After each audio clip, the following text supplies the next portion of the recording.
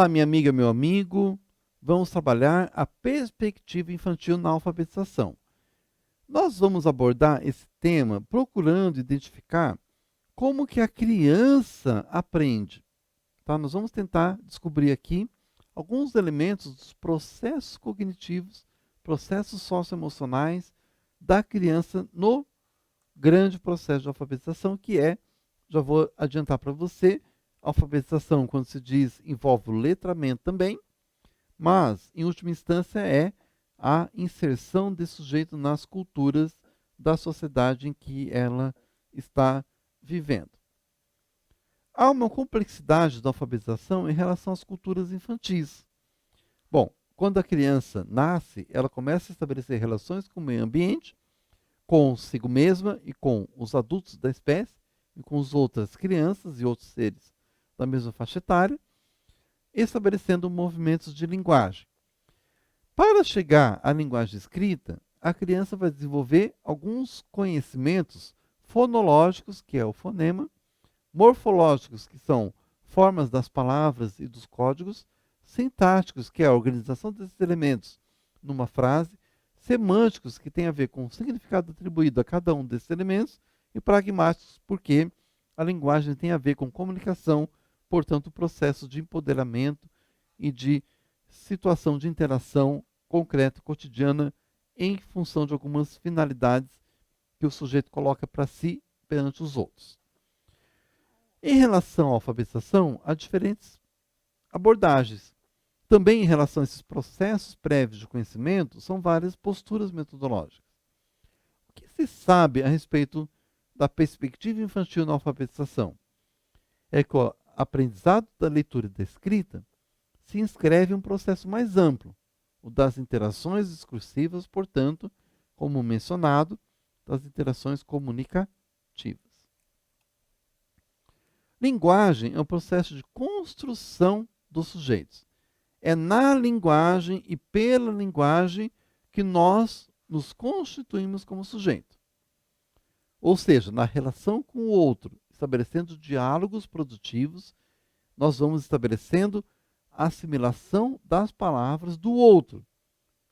A nossa linguagem sempre é referida ao outro. Pensa a criança que chama a atenção da mãe pelo choro, aquela comunicação direcionada a chamar a atenção.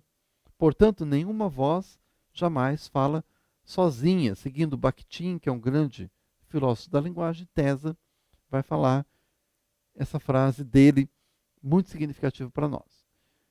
Na atividade humana, há criação. Por quê? Não há reprodução simples. Porque quando a gente recebe o discurso de outra pessoa, de outrem, nós ressignificamos. Cada um de nós interpreta no modo singular a palavra do outro. Mas essa palavra do outro traz a expressão do outro, traz um pouco de cada um. O valor que a pessoa traz para nós, aquilo que assimilamos, reelaboramos e reacentuamos. Por exemplo, quando a esposa pergunta para o marido que chega em casa tarde: meu bem, onde você estava? Se ele tiver culpa no cartório, ele vai ficar uma reação meio diversa, não é? Mas às vezes a esposa está querendo saber, estava preocupada com a segurança dele. Onde você está, meu bem? Eu estava com saudade de você. Então, essa atribuição de significado, ela é intersubjetiva, vai depender do contexto da enunciação. Mas em todo caso, em qualquer situação, você pode elaborar vários outros exemplos. Quando alguém te diz, está tudo azul, está querendo dizer, está tudo bem, é uma linguagem, uma expressão do cotidiano, que não significa que esteja tudo azul. Pode estar o céu nublado, mas a ideia de azul é a ideia de estar bem. Então, na forma da expressão, no valor, na entoação, na ironia, nas diversas conotações e denotações da palavra, nós estamos sempre interagindo com o outro. Portanto, ler e escrever são atividades dialógicas, presumem e pressupõem uma produção discursiva na linguagem oral e também na linguagem escrita. Pesquisas mostram que, mesmo nas atividades da aquisição do código escrito, frases isoladas não têm sentido para a criança. A criança está sempre procurando dar o aspecto semântico, ou seja, o aspecto do significado na interação verbal. Mas há um equívoco teórico com implicações pedagógicas muito sérias. É reduzir essa aprendizagem da escrita a um processo perceptivo motor, ou seja, como é o desenho de palavras e letras. Não. Aprender a ler e escrever é um processo que envolve significação, é dar sentido à leitura do mundo, como diz o Paulo Freire, que precede a leitura da palavra, mas aprendendo a leitura da palavra não pode jogar fora a leitura do mundo, é preciso continuar e aplicar a leitura da palavra ao aprofundamento da leitura da situação em que se vive. Bom, mas a fala, para aprender a ler e escrever, diferente do que ocorre em relação à fala, aprender a ler e escrever, para a maior parte das crianças, precisa um ensino. A criança não vai aprender a escrever e a ler sem a ajuda de um adulto da espécie. Mas é importante destacar que a alfabetização é um processo do discurso, é um processo dialógico. Mas como que as crianças compreendem que se aprende a ler e escrever? Essa pergunta gera outras perguntas também a serem respondidas. O que é que está por trás das respostas, conhecimentos, experiências e crenças da criança sobre leitura e escrita? Como que as crianças dão essas respostas? Aprender a escrita produz mudança no discurso infantil? Que tipo de mudança isso vai resultar? Se mudar, qual caráter tem essas mudanças? Quais fatores que estão associados? Para responder essas perguntas, é preciso que a gente destaque alguns pressupostos. Primeiro pressuposto, que a linguagem tem centralidade na sociedade contemporânea, em especial a linguagem verbal, para formar a nossa consciência. Nós formamos a nossa consciência interiorizando o discurso. Tá? Se alguém diz assim, filho, faça tal coisa, então, e aquela coisa é boa, a sua consciência vai se formar dando valor àquela frase. Filho, faça essa coisa que é boa. Então, a linguagem verbal é que forma a nossa consciência. Segundo aspecto, o modo de pensar da criança caminha para uma autonomia e autoria crescentes. Ou seja, se hoje ela faz algo de enunciação, de leitura escrita, com a ajuda do adulto, ela vai caminhar no seu processo de desenvolvimento rumo a uma maior autonomia. E terceiro, que tem a ver com o caráter dialógico da linguagem, conhecimento só se dá na intersubjetividade. Só aprendo com o outro na relação eu-outro mundo. Vou só colocar o mundo aqui, porque nós temos sujeitos que interagem construindo a sua visão sobre o objeto que é o mundo. Cada um de nós, isso é muito importante, parece óbvio, temos uma posição singular, nós somos únicos. Cada um de nós tem uma visão única do mundo. Mas a nossa posição no mundo não nos permite, nós não somos seres oniscientes, não somos seres omnipresentes. Nós somos seres condicionados pela nossa existência e é impossível que nós olhemos o mundo como um todo. Nem a nós mesmos a gente conhece por inteiro. A gente precisa do espelho para se enxergar. Né? Às vezes na linguagem popular diz, ver se se enxerga. Então até isso a gente precisa às vezes olhar no espelho para saber como nós estamos. E muitas vezes nós refletimos quem nós somos pelo olhar do outro. Muitas vezes nós damos importância ao que dizem ou pensam de nós. Não é assim no nosso dia a dia? Então isso nos leva a entender que apenas na relação com o outro que a gente vai se compreender, a chamada intercompreensão. Do mesmo modo, somente a nossa forma de ver ao outro, em relação ao outro, que vai dar a completude ao outro. Esse outro vai entender quem ele é a partir de nós também. É uma via de mão dupla. Porque o outro também não consegue se ver plenamente. Então, é nessa interação, por que isso é importante? É nesse diálogo sobre o mesmo objeto, as nossas visões sobre o mundo, que nós construímos o conhecimento, portanto, a linguagem. Os saberes são construídos nas diferentes perspectivas. Né? Aquela história que a gente conhece, para mim é o 6, para você pode ser o 9. Porque, né, a perspectiva da visão pode ser diferente. Então, a nossa percepção vai dar a constituição de um diálogo para produzir conhecimento. Bakhtin diz: chama o sentido as respostas a perguntas. Aquilo que não responde a nenhuma pergunta não tem sentido. Então, vamos pensar isso na escola. Se alguma pergunta não tem resposta, ou a resposta não tem pergunta, ela é sem sentido. Nós só aprendemos para resolver situações e aprendemos a comunicação para resolver problemas e interagirmos com o outro. Vamos entender um processo da competência da oralidade e da escrituralidade. Como é que elas se constroem? A oralidade e a escrituralidade não são opostas. Elas estão em um contínuo que vai levar em conta o meio gráfico ou fônico. Gráfico a escrita, fônico a fala ou leitura. Também esse contínuo tem uma concepção oral ou escrita para cada tipo de produção. Muitas vezes você prefere mandar o áudio do que escrever um texto, não é assim? Então, cada tipo de produção tem uma concepção oral ou escrita dependendo do contexto. E também a linguagem inclui a gestualidade, para você tentar explicar para alguém, às vezes você vai gesticular até que a pessoa consiga entender, e até você mostrar aquela célebre frase: você quer que eu desenhe? Né, para você entender? Então, são frases que a gente usa no nosso cotidiano, mas que remetem a essa dimensão indissociável entre a fala e a escrita. Não há oposição, mas há complementaridade. A oralidade é a primeira manifestação da comunicação. O bebezinho chora, ele está ali tentando se comunicar com o adulto.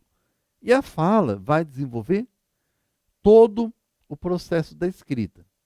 Tanto a escrita pictórica, que é formada por escrita ideográfica, escrita iconográfica também, e a escrita alfabética, os códigos e sistemas de escrita.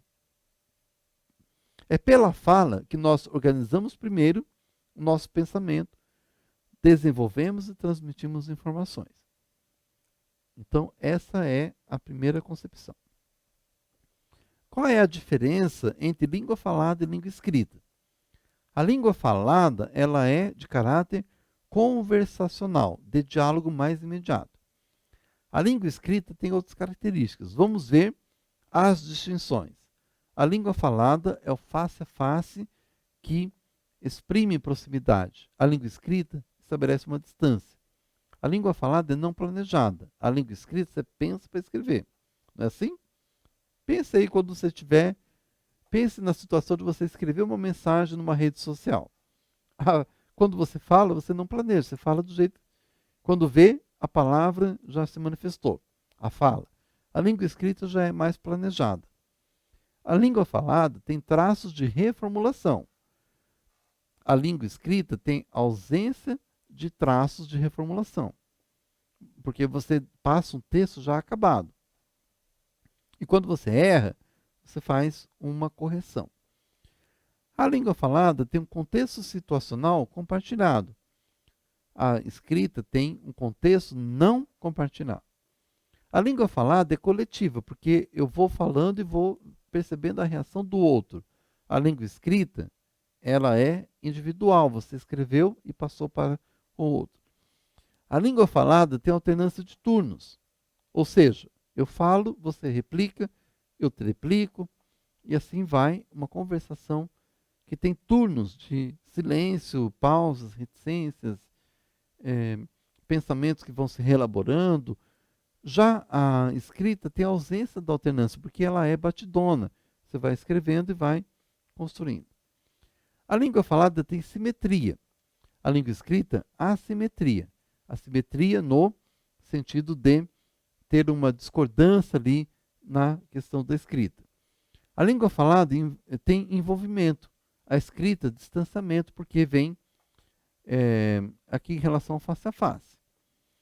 A língua falada dá mais intimidade. A língua escrita estabelece um protocolo, tipo, oi, a pessoa responde oi, aí você prossegue. Se a pessoa não responder oi, você provavelmente não vai prosseguir numa escrita. Já na fala, aí você vai falar oi, oi, né?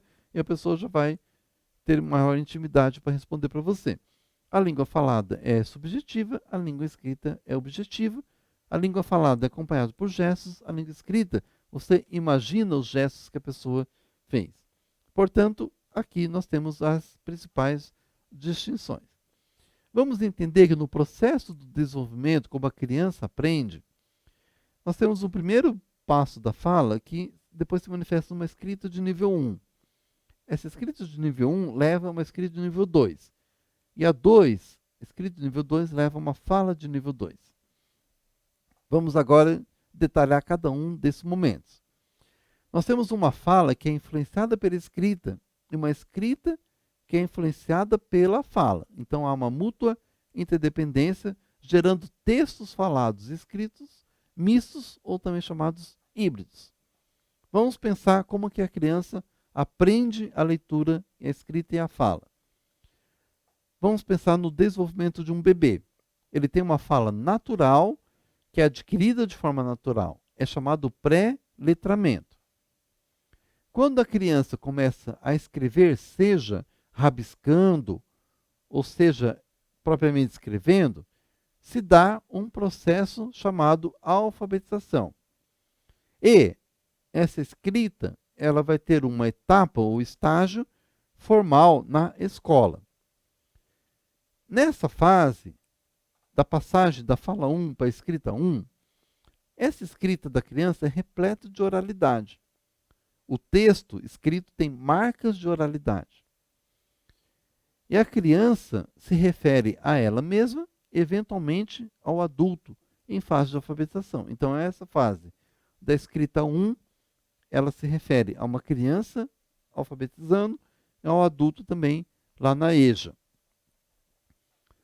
Chegamos a uma segunda fase da escrita, na escola também, na pós-alfabetização. Essa escrita já é mais elaborada, já corresponde a um estágio totalmente escolar, diferente da escrita inicial, que é do ambiente alfabetizador, e pode-se persistir até o nível superior. Então, essa segunda fala, ela já começa a ser contaminada da escrituralidade. É como eu estou fazendo aqui. A minha fala está muito repleta da escrituralidade devido à leitura de alguns trechos da apresentação. Então, essa minha fala tem grandes marcas da escrita formal, eventualmente culta, ou seja, refletindo um saber mais elaborado, diferente se nós estivéssemos num bate-papo informal. Então, essa fala 2 é mais elaborada. Dito esse processo, vamos entender que a oralidade primária, ela vem da cultura oral ou pura. E ela é encontrada onde? Nas sociedades orais ou ágrafas, que ágrafa, a é não, grafa, grafia ou escrita. A sociedade sem escrita. Ou de um indivíduo totalmente analfabeto, uma criança analfabeta, um adulto analfabeto, que não passou por processo formal e sem contato com a escrita ou com as culturas escritas. Então, essa oralidade primária, cada vez mais é rara, porque a criança está muito permeada por um bombardeio de símbolos, significados, interações e códigos escritos. Então, a oralidade primária passa para a oralidade secundária, que já é o domínio da cultura escrita com o letramento, ou seja, letramento é gêneros textuais diversos incidindo na prática cotidiana. O indivíduo, mesmo não escolarizado, ele tem contato com a cultura escrita, que acontece com o mundo adulto, ou outros meios de comunicação de massa.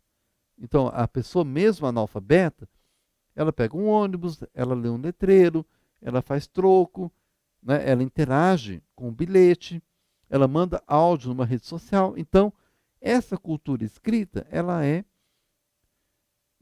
influenciadora da oralidade secundária. Mas o indivíduo que passou pela escola está mais enquadrado na oralidade secundária do que na oralidade primária.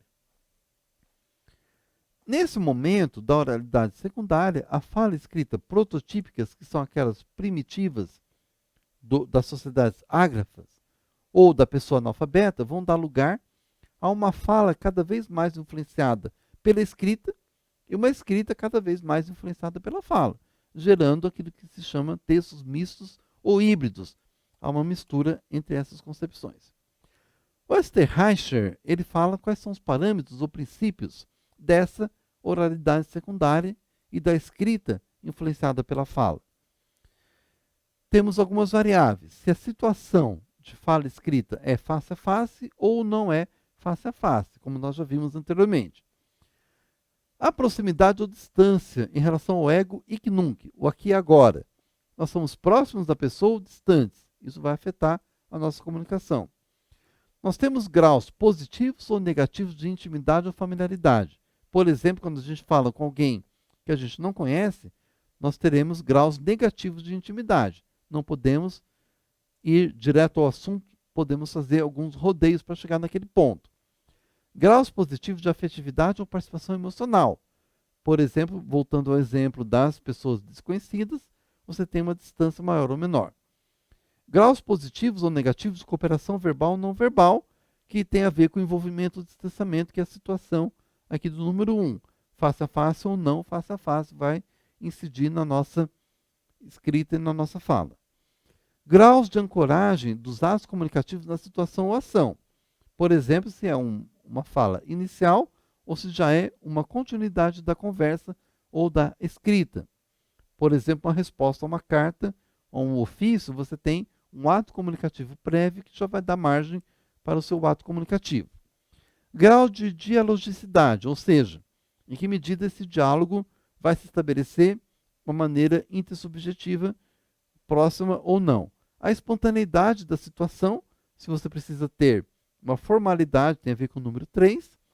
E o grau de publicidade ou privacidade, muitas vezes você vai dizer, olha, você não vai falar isso em público, né? Então, há uma privacidade na linguagem conforme o contexto. E a fixação temática, que é se você vai perseguir a construção de um argumento num texto, ou se você vai mudar de tema. Ah, vamos mudar de conversa? Então, aí o assunto vai, porque chegou o assunto, então você vai também trabalhar essa forma de elocução. Bom, com isso nós chegamos a uma pré-história da linguagem escrita que Vygotsky nos ensina.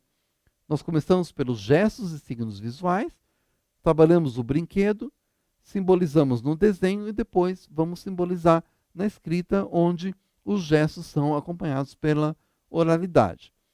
Com essa questão, vamos aqui depois aprofundar novos elementos para entender como que a criança aprende no contexto da linguagem e da escrita, da oralidade e da escrituralidade. Espero você no próximo momento e muito obrigado e até lá.